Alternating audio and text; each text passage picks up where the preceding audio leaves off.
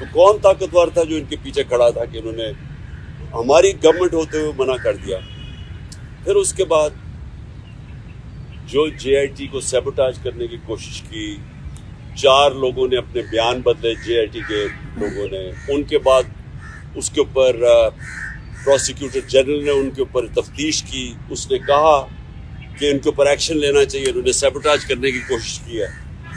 अब इस caretaker government जिसका ये मैंडेट ही नहीं, आते साथ ही पहले जेआईटी को चेंज रोका, उसके बाद उन 4 लोगों को जिनके ऊपर एक्शन कहा था उनको वापस जेआईटी पे बिठा के, और जो लोग जो 2 काम कर रहे थे उनको इन्होंने ओएसटी कर दिया।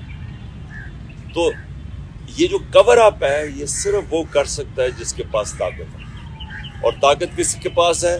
डर्टी हैरी के पास ताकत है, राना सनाउल्लाह के पास ताकत है, और शहबाज शरीफ। ये जो तीनों मैंने नॉमिनेट किए, इसके अलावा ये नहीं हो सकते। इसके